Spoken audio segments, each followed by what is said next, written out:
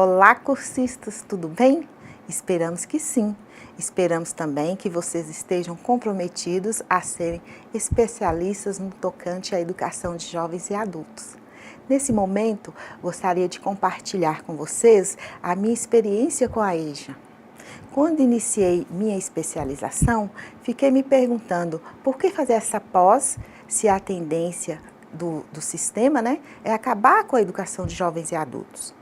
No entanto, desde que me especializei, tenho conseguido contratos importantes nessa área, além do prazer de formar cidadãos que já tinham desistido de estudar. Tenho me realizado bastante também como profissional. Espero que minha experiência sirva para você que está pensando em desistir, ok? Então vamos lá? Nossa videoaula de hoje tem o objetivo principal de compartilhar com vocês algumas questões relevantes relacionadas ao processo de iniciação à pesquisa educacional em educação de jovens e adultos, a EJA, e também na educação profissional, ProEJA. Antes de começarmos a pensar em metodologia de pesquisa, é interessante tentar responder o que entendemos por metodologia e por pesquisa. Lembrando que vários podem ser os significados atribuídos a essas palavras. Contudo, aqui queremos compartilhar significados próprios aos campos educacional e científico. Por campo científico, em uma simplificação, as considerações de Fonseca a gente vai saber agora, tá? Métodos significa organização e logos, estudo sistemático, pesquisa, investigação. Isto quer dizer que metodologia é o estudo da organização dos caminhos a serem percorridos para realizar uma pesquisa ou um estudo, ou para se fazer etimologicamente o estudo dos caminhos dos instrumentos utilizados para fazer uma pesquisa científica. É importante salientar a diferença entre metodologia e métodos. A metodologia se interessa pela validade do caminho escolhido para se chegar a um fim proposto pela pesquisa. Portanto, este termo não deve ser confundido com o conteúdo, que é a teoria, e nem com os procedimentos, que são os métodos e as técnicas. Dessa forma, a metodologia vai além da descrição dos procedimentos, os métodos e técnicas a serem utilizados na pesquisa, indicando a escolha teórica realizada pelo pesquisador para abordar o objeto de estudo. No entanto, embora não sejam a mesma coisa, teoria e método são dois termos inseparáveis, devendo ser tratados de maneira integrada, apropriada quando se escolhe um tema, um objeto ou um problema de investigação. Outro tipo específico de respostas às indagações específicas, o autor Cunha diz, etimologicamente significa ordem que se segue na investigação da verdade, no estudo de uma ciência ou para alcançar um fim determinado. Nessa designação léxica, a frase ordem que se segue na investigação da verdade tem um entendimento de procedimentos a serem seguidos para se conseguir sistematizar informações fragmentadas, examinar, analisar criticamente e avaliar a fim de mostrar a solução de um problema ou questão. Assim, a metodologia é um processo que acompanha a realização da pesquisa e se constitui na dependência dela, de como o planejamento e a execução dos procedimentos investigativos são conduzidos. Em geral, o método científico compreende basicamente um conjunto de dados iniciais e um sistema de operações ordenadas, adequando a formulação de conclusões de acordo com certos objetivos pré-determinados. A atividade preponderante da metodologia é a pesquisa. O conhecimento humano caracteriza-se pela relação estabelecida entre o sujeito e o objeto, podendo-se dizer que esta é uma relação de apropriação. A complexidade do objeto a ser conhecido determina o nível de abrangência da apropriação. Assim, a apreensão simples da realidade cotidiana é um conhecimento popular ou empírico, enquanto o estudo aprofundado é metódico da realidade, enquadra-se no conhecimento científico. Para Tatursi, o questionamento do mundo e do homem quanto à origem, liberdade ou destino se remete ao conhecimento filosófico. Embora o conhecimento científico ainda seja de pouco acesso para boa parte da população brasileira, em qualquer campo de conhecimento, em uma formação de nível superior ou além, é cada vez mais comum a exigência de se pesquisar. Ao mesmo tempo que as ciências são desenvolvidas e formam sistemas metodicamente organizados de saberes em determinados campos e sociedade. Os profissionais que lidam com essa ciência, como os profissionais da educação, encontram em diferentes relacionamentos e contextos indagações, problemas individuais ou coletivos que se requerem soluções educacionalmente validadas e são, portanto, instigados à pesquisa.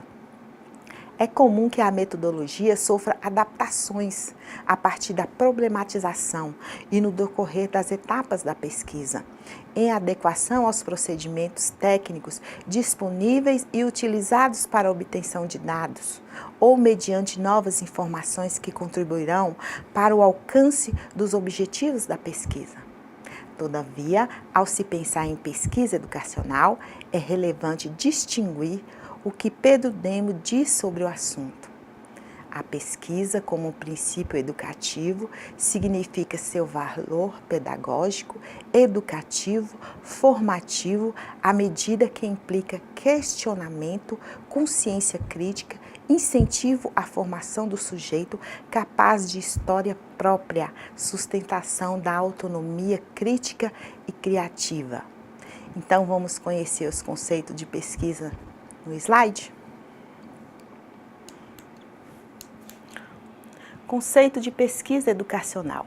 Segundo Gil, a pesquisa é definida como procedimento racional e sistemático que tem como objetivo proporcionar respostas aos problemas que são propostos.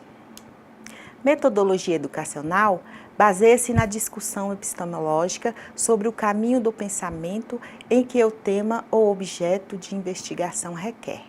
Baseia-se também na apresentação adequada e justificada dos métodos, técnicas e dos instrumentos operativos que devem ser utilizados para as buscas relativas às indagações da investigação. Baseia-se também na criatividade do pesquisador, ou seja, a sua marca pessoal e específica na forma de articular teoria, métodos, achados experimentais, observacionais ou de qualquer espécie. Minayo também define a metodologia como forma abrangente e concomitante.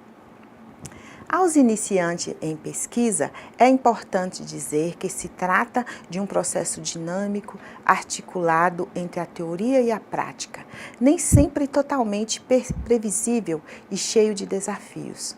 Pode envolver vários fatores, sujeitos participantes, formação e experiência do pesquisador, acesso às fontes, obtenção de documentos, acontecimentos sociais inerentes ao contexto das investigações, tempo e meios disponíveis, disponibilidade de recursos e outras situações que interferem durante o percurso, implicando inclusive em significativos redelineamentos e orientações.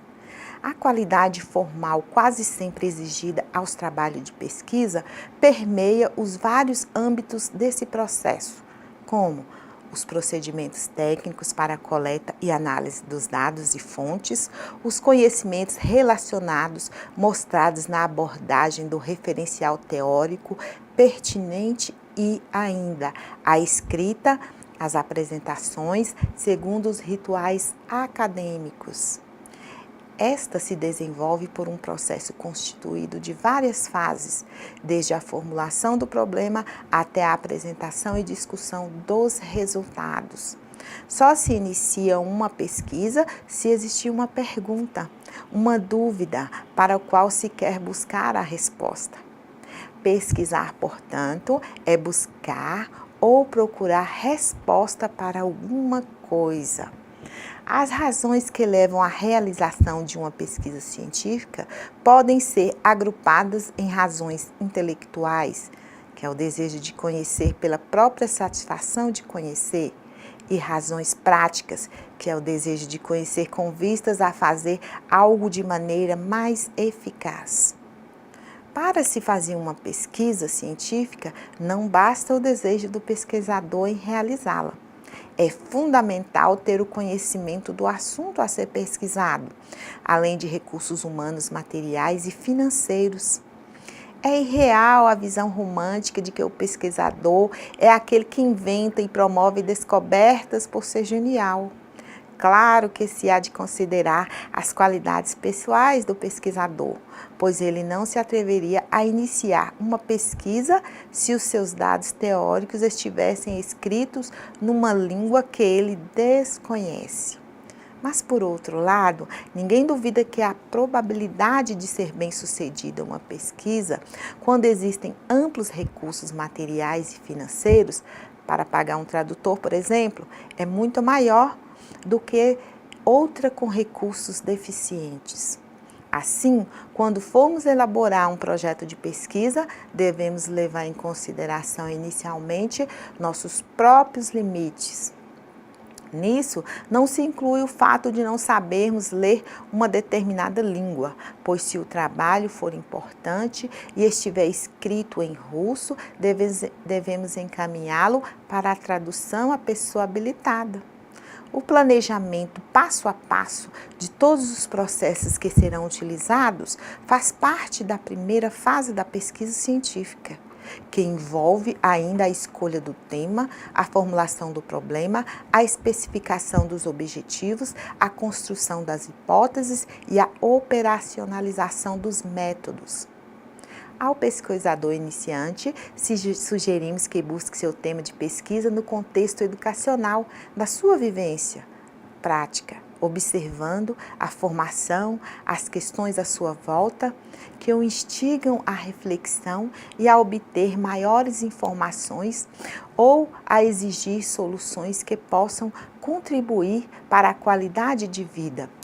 Paralelamente, refletir sobre alguma ideia de tema a ser pesquisado. É de grande valia para o delineamento e definição do problema de pesquisa. Contribui nessa fase começar a observar as tendências de pesquisa na área de EJA e de PROEJA, fazendo uma revisão de literatura para conhecer alguns trabalhos correlatos ao tema escolhido para a investigação. Para se conhecer algo, é necessário ter o conhecimento. Esse é o ato ou efeito de conhecer. É ter ideia ou noção de alguma coisa. É o saber, a instrução e a informação. Conhecimento também inclui descrições, hipóteses, conceitos, teorias, princípios e procedimentos. De acordo com o autor Fonseca, ele diz: o homem é por natureza um animal curioso, desde que nasce interage com a natureza e os objetos à sua volta, interpretando o universo a partir das referências sociais e culturais, do meio em que vive. Apropria-se do conhecimento através das sensações que os seres e os fenômenos lhe transmitem. A partir dessas sensações, elabora representações. Contudo, essas representações não constituem o objeto real. O objeto real existe independentemente de o homem o conhecer ou não. O conhecimento humano é, na sua essência, esforço para resolver contradições entre as representações do objeto e a realidade do mesmo. Nesse momento, é necessário que aprofundemos mais um pouco sobre os principais tipos de conhecimento para que vocês, ao realizarem suas pesquisas, se direcionem para as vertentes no quais têm mais afinidade, ok? Então vamos lá, a construção do conhecimento. A autora Tatursi, no ano de 2006, ela convida-nos a refletir sobre o conceito de conhecimento como ponto de partida para entendermos como se dá a construção do conhecimento. Assim, o conhecimento pode ser definido como sendo a manifestação da consciência de conhecer. Ao viver, o ser humano tem experiências progressivas da dor e do prazer, da fome e saciedade, do quente e do frio, entre muitas outras. É o conhecimento que se dá pela vivência circunstancial e estrutural das propriedades necessárias à adaptação, à interpretação, à assimilação do meio interior e o exterior do ser. Dessa maneira, ocorrem então as relações entre a sensação, percepção e conhecimento, sendo que a percepção tem a função mediadora entre o mundo caótico dos sentidos e o mundo mais ou menos organizado da atividade cognitiva. É importante frisar que o conhecimento, como também ato de conhecer, existe como forma de solução de problemas próprios e comuns à vida. O conhecimento, como forma de solução problemática, mais ou menos complexa, ocorre em torno do fluxo e refluxo em que se dá a base da idealização. Pensamento, memorização, reflexão e criação, os quais acontecem com maior ou menor intensidade, acompanhando parâmetros cronológicos e de consciência do refletido e do irrefletido. O conhecimento é um processo dinâmico e inacabado. Serve como referencial para a pesquisa, tanto qualitativa como quantitativa das relações sociais, como forma de busca de conhecimentos próprios das ciências exatas e experimentais. Portanto, o conhecimento e o saber são essenciais à existência no homem. Ocorre entre todos os povos, independente de raça, crença, porquanto no homem o desejo de saber é inato. As diversificações na busca do saber e do conhecimento, segundo caracteres e potenciais humanos, originam-se contingentes teóricos e práticos diferentes a serem destacados em níveis e espécies. O homem, em seu ato de conhecer, conhece a realidade vivencial, porque se os fenômenos agem sobre os seus sentidos, ele também pode agir sobre os fatos, adquirindo uma experiência pluridimensional do universo. Se, de acordo com o movimento que orienta e organiza a atividade humana, conhecer, agir, aprender e outros conhecimentos se dão em níveis diferenciados de apreensão da realidade, embora estejam interrelacionados. A definição clássica de conhecimento, originada em Platão, diz que ele consiste de crença verdadeira e justificada. Em filosofia, mais especificamente em epistemologia, crença é um estado mental que pode ser verdadeiro ou falso. Ela representa um elemento subjetivo do conhecimento. Platão, iniciador da tradição epistemológica, opôs a crença, ou opinião doxa, que é em grego, ao conceito de conhecimento. Uma pessoa pode acreditar em algo e assim ter dúvidas. Acreditar em alguma coisa e dar a isso mais de 50% de chances de ser verdadeiro. Acreditar é a ação. A crença é a certeza que se tem de alguma coisa. É uma tomada de posição em que se acredita nela até o fim, ou seja, é o sinônimo de convicção, fé, conjunto de ideias sobre alguma coisa e muito mais, atitude que admite uma coisa verdadeira. Verdade significa o que é real ou possivelmente real dentro de um sistema de valores. Esta qualificação implica o imaginário, a realidade e a ficção, questões centrais tanto em antropologia cultural, artes, filosofia e na própria razão. Mas o que é a verdade, afinal? Para Nietzsche, a verdade é um ponto de vista. Ele não define nem aceita a definição da verdade, porque diz que não se pode alcançar uma certeza sobre isso. Em epistemologia, justificação é um tipo de autorização a crer em alguma coisa. Quando o indivíduo acredita em alguma coisa verdadeira e esta justificada a crer, sua crença é conhecimento. Assim, a justificação é um elemento fundamental do conhecimento. Atualmente, tem-se como pressuposto que, para que ocorra a construção do conhecimento, há que se estabelecer uma relação entre o sujeito e o objeto de conhecimento. Assumindo o pressuposto que todo conhecimento humano reporta a um ponto de vista e a um lugar social, compreende-se que são 4 os pontos principais da busca do conhecimento. Número 1, conhecimento empírico. Número 2, conhecimento filosófico. Número 3, conhecimento científico. E número 4, conhecimento indutivo. Agora vamos falar um pouco sobre cada um dos conhecimentos acima citados. O conhecimento empírico é o conhecimento que adquirimos no cotidiano, por meio de nossas experiências. É construído por meio de tentativas e erros num agrupamento de ideias. É caracterizado pelo senso comum, pela forma espontânea e direta de entendermos.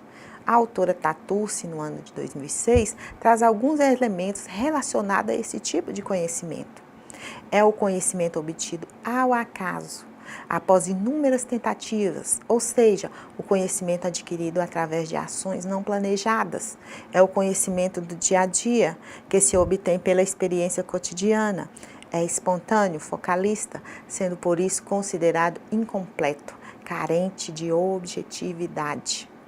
Ocorre por meio do relacionamento diário do homem com as coisas. Não há a intenção e a preocupação de atingir o que o objeto contém, além das aparências.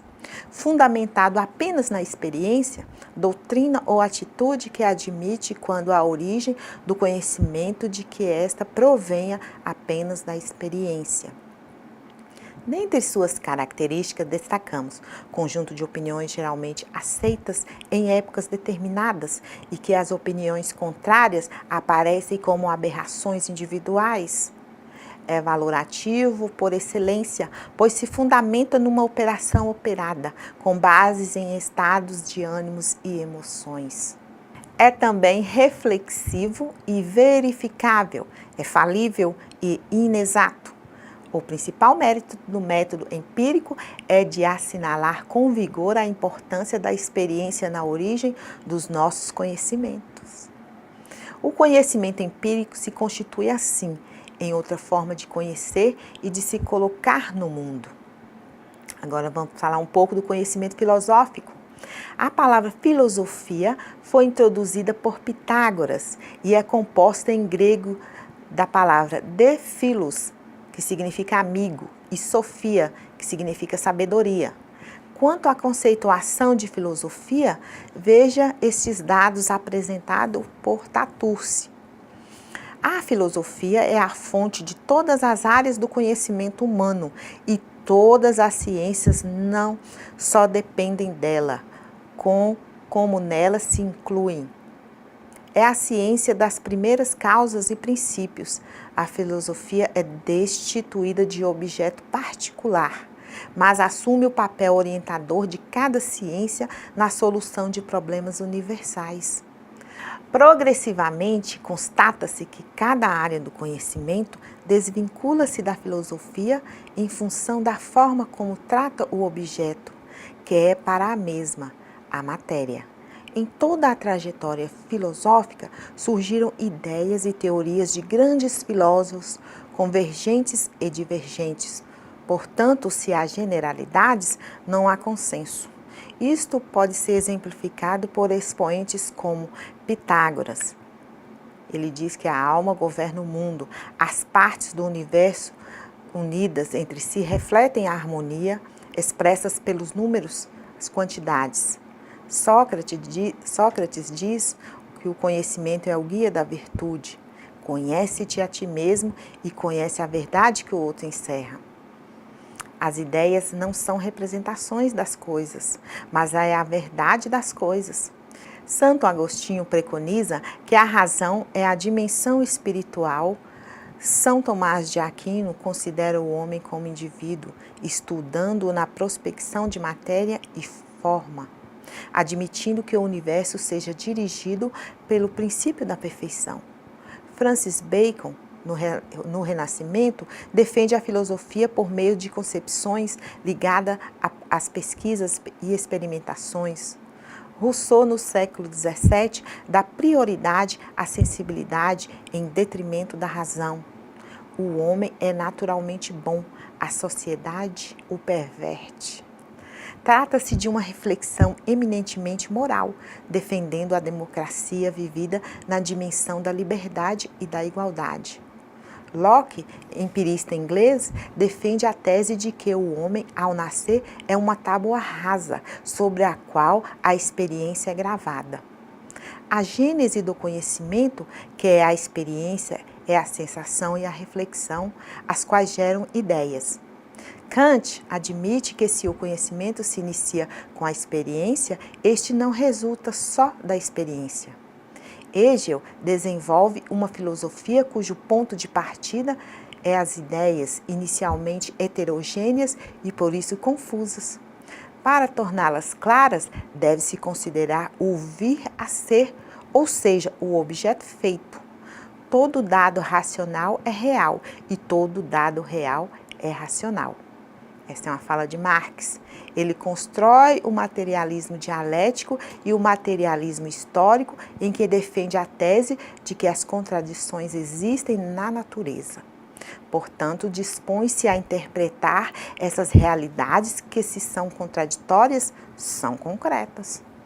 A sua metodologia considera os seguintes itens próprios ao sistema: a matéria, o trabalho e a estrutura econômica. Observa-se que não há unanimidade de pensamento e de forma de reflexão entre alguns dos grandes expoentes da filosofia que citamos, porque a filosofia repousa na reflexão que se faz sobre a experiência vital, e esta propicia derivações interpretativas diferentes sobre as impressões, imagens e opiniões concluídas. O conhecimento filosófico procura conhecer as causas reais dos fenômenos, não as causas próximas como as ciências particulares. Procura conhecer também as causas profundas e remotas de todas as coisas e, para elas, respostas. Dentre suas características, destacamos: é valorativo, pois seu ponto de partida consiste em hipóteses, que não poderão ser submetidas à observação. Não é verificável, tem a característica de sistemático. É infalível e exato.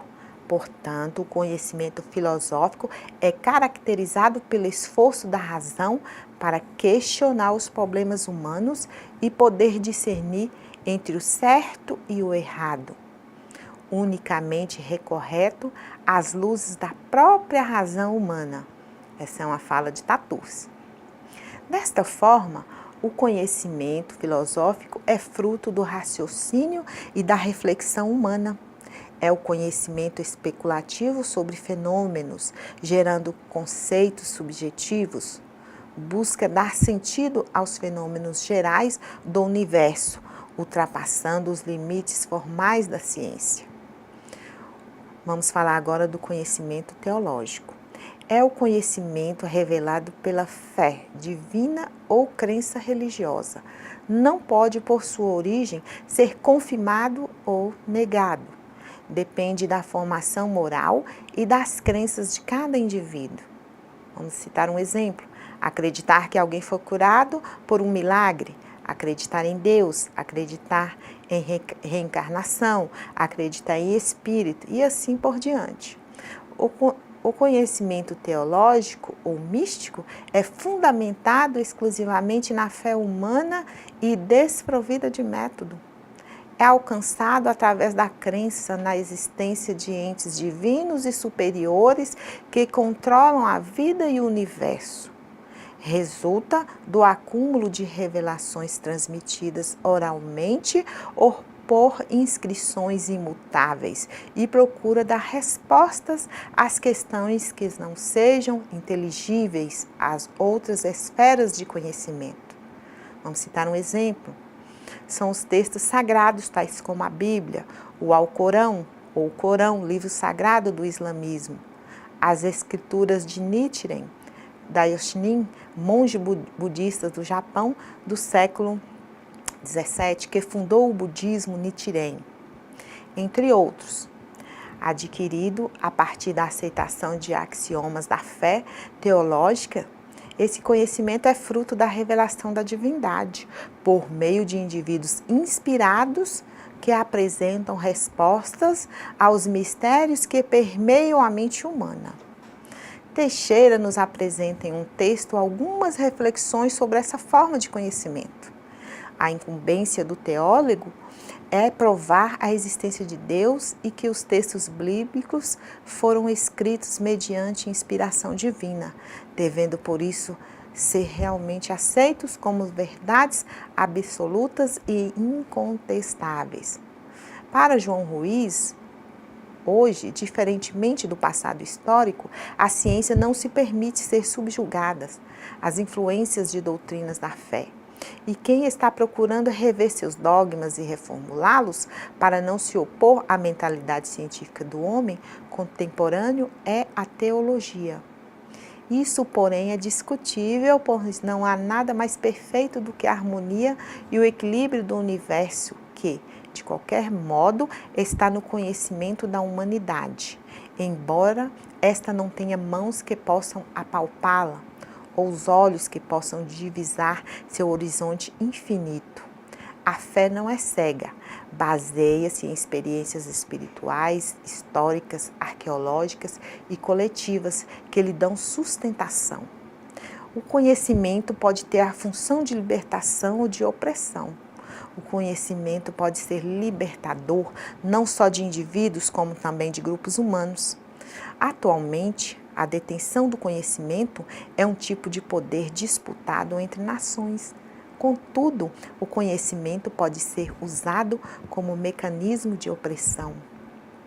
Quantas pessoas e nações se utilizam do conhecimento que detêm para oprimir?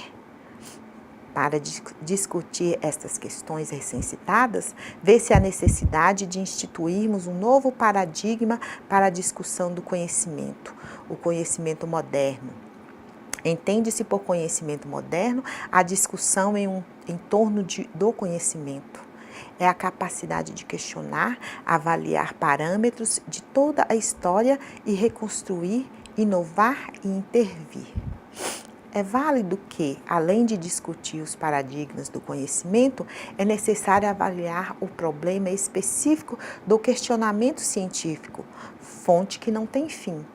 Inovação tornada hoje obsessiva, no entanto, a competência inovadora sem precedentes pode estar muito mais a serviço da exclusão do que da cidadania solidária e da emancipação humana.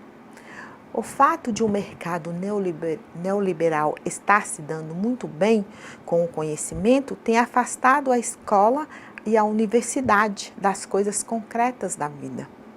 O questionamento sempre foi a alavanca crucial do conhecimento, sendo que para mudar alguma coisa é imprescindível desfazê-la em parte ou com parâmetros, desfazê-la totalmente.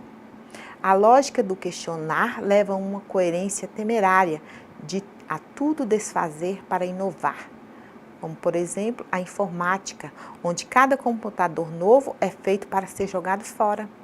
Literalmente morre de véspera e não sendo possível imaginar um computador final eterno.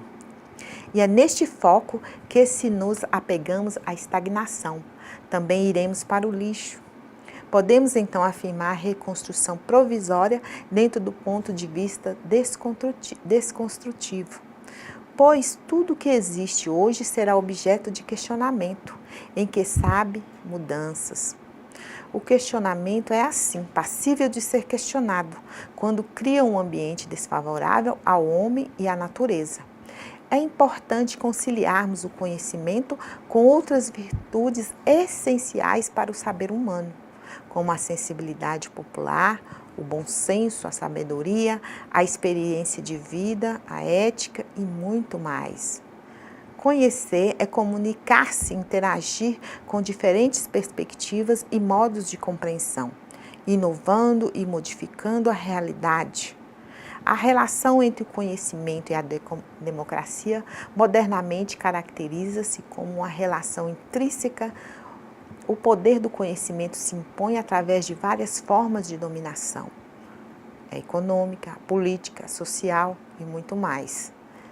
A diferença entre pobres e ricos é determinada pelo fato de se deter ou não o conhecimento, já que o acesso à renda redefine as chances das pessoas e sociedades.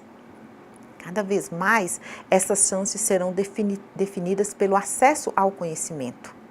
Convencionou-se que, em liderança política, é indispensável o nível superior.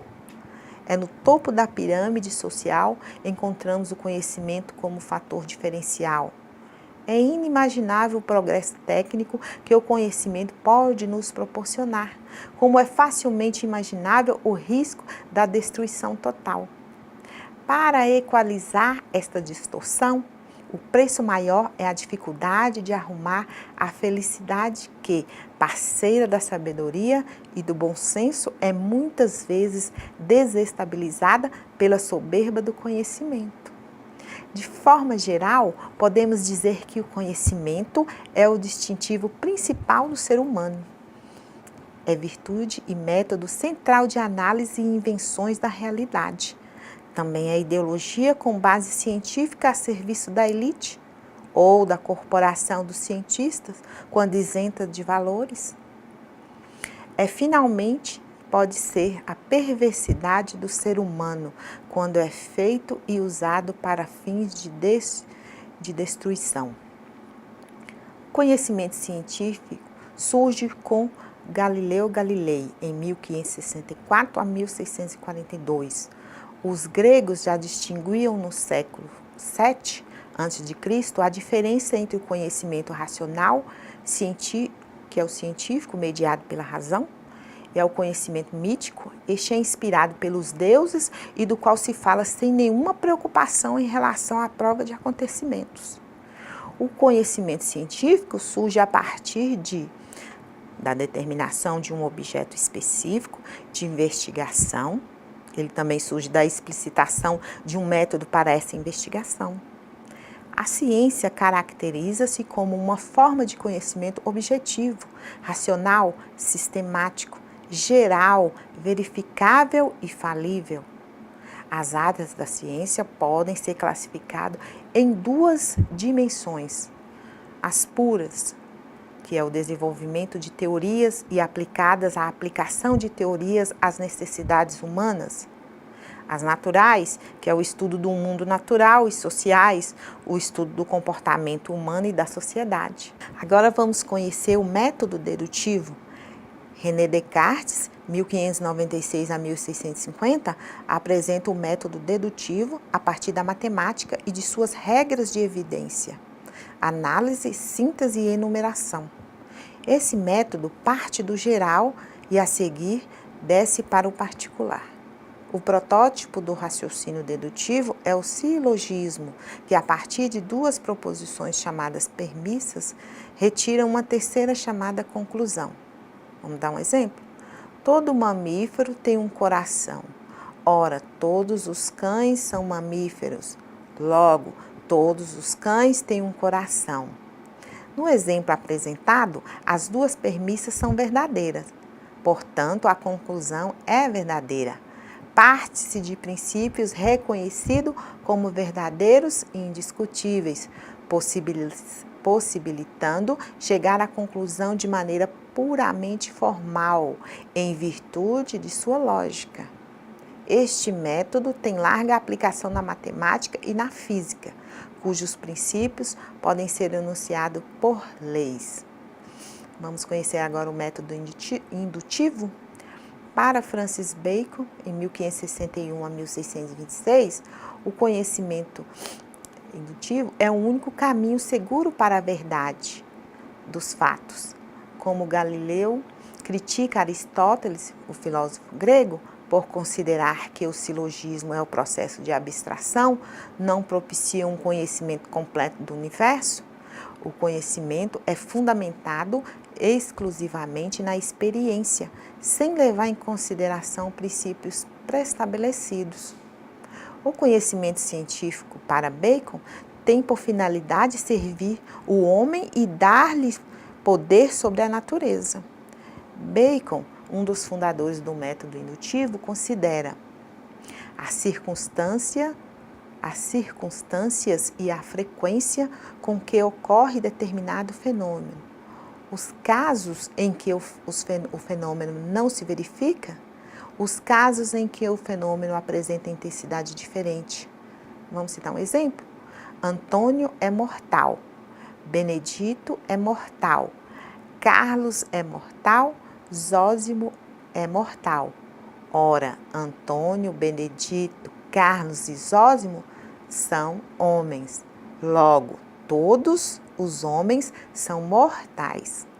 A partir dessa observação, é possível formular uma hipótese explicativa da causa do fenômeno. Portanto, por meio da indução, chega-se a conclusões que são apenas prováveis.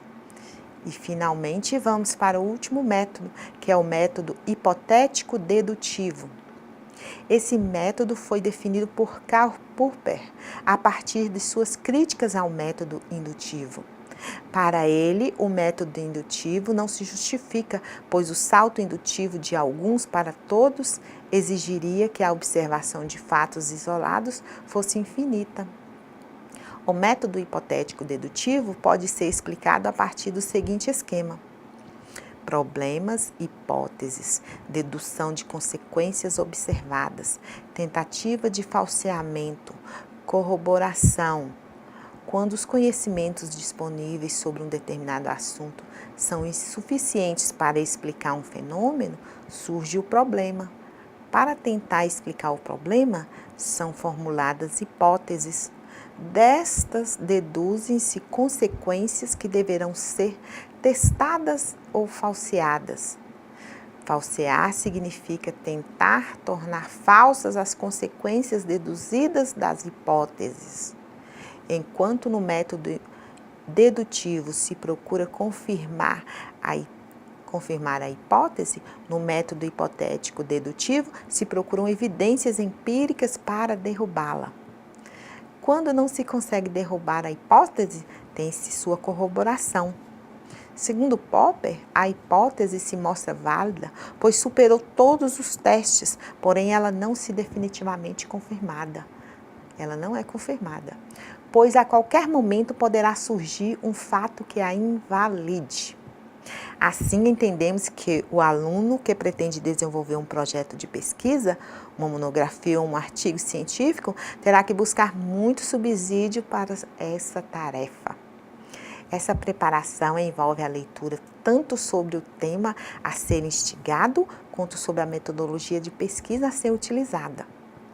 A atitude do pesquisador no âmbito educacional exige, além de interesse, habilidades específicas individuais, como a curiosidade, conhecimentos do tema a ser investigado, percepção social, perseverança, clareza dos princípios éticos empregados e a apresentação e escrita acadêmica. É, pois, uma atividade perfeitamente possível às pessoas que se empenham, se interessam e se dedicam a resolver problemas de natureza prática ou teórico-científicas relevantes à comunidade, atendendo a uma sistematização de procedimentos e resultados dentro de certas formalidades e rigor acadêmico estabelecidos. Uma oportunidade de pesquisar vai além de satisfazer os interesses de uma avaliação e servir de titulação acadêmica para o pesquisador. Na pesquisa, temos presente a complexidade do real, com suas incertezas e campos interdisciplinares de conhecimentos, dos quais partimos dos conhecidos para produzir novos. Espera-se aumentar o contingente e efeito qualitativo das pesquisas, bem como o número de artigos científicos relacionados à EJA e ao PROEJA. É isso aí, pessoal. Espero ter contribuído para um esclarecimento mais efetivo acerca dos métodos relacionados à pesquisa científica. Fiquem atentos na próxima aula, compartilharemos mais algumas questões centrais relacionadas ao processo de iniciação à pesquisa educacional, procurando focar na modalidade EJA e PROEJA. Então, até a próxima aula. Solicito que vocês visitem os fóruns, poste nele as suas dúvidas, contribua também com o outro, também se dirijam a mim, que eu estarei lá no fórum interagindo com vocês, tá bom? Espero que vocês lá. Fiquem com Deus, Deus abençoe.